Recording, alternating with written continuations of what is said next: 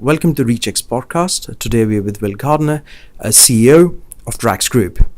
First of all, I'd like to ask you, sir, is that you've been recently elevated from the CFO's chair to the CEO's chair. So what kind of different perspectives do you bring to the boss's chair? So as a CFO, the main job really was to be a navigator, right? To basically tell the board and the CEO, where are we and where could we go? Right? As a CEO, the job changes to being the pilot, right? And not to be worried about, where are we and where could we go, but actually to make the decisions about where we will go. And I'm really enjoying doing that. Sure.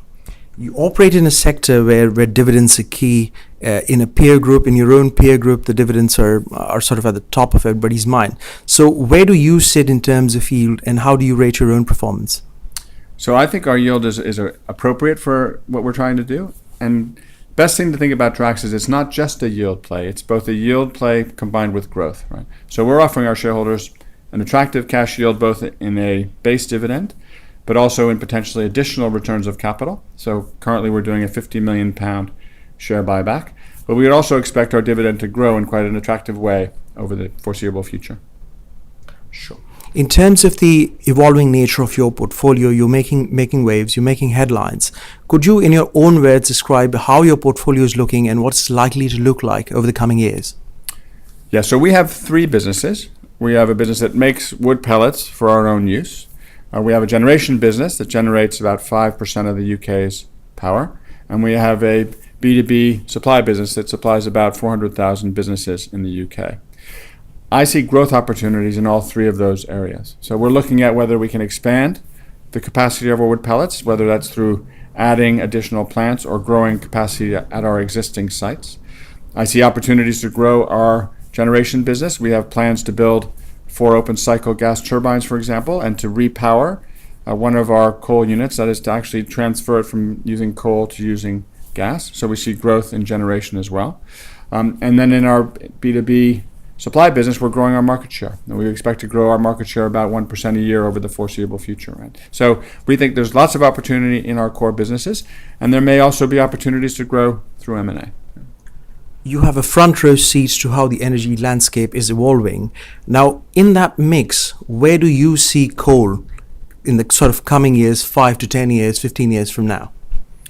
So if I start with the UK has had a very proactive and aggressive and I think successful policy for trying to decarbonize its power sector.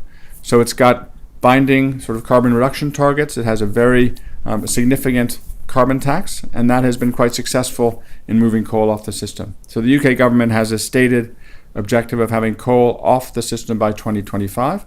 I think it's likely to be off earlier just because coal is increasingly uneconomic.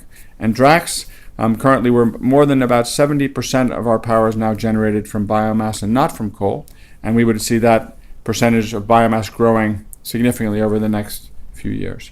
So it's happening very quickly in the UK.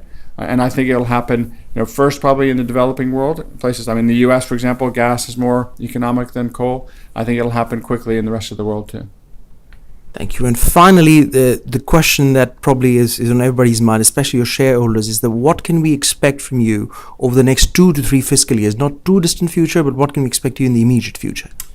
So I'll sort of answer this question in 3 ways. So first of all, we need to deliver our existing plans, right? So being a top-notch operator in pellets, in generation, and in supplying our customers is the number one most important thing. So to the extent that we can deliver our operating results, that's the top of mind for me and for all of my team. So that's the first thing we need to do. Right?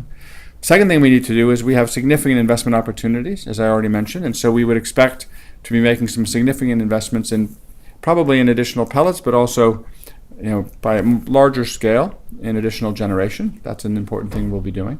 And the third thing is we would expect to deliver attractive returns in terms of cash returns for shareholders. Right? So we've been very clear in saying we're going to have a sustainable and growing dividend, and then to the extent that we have excess capital, i.e. more capital available than having actually invested what we would like to invest in, we would return that to shareholders. Thank you very much for your time. Thank you.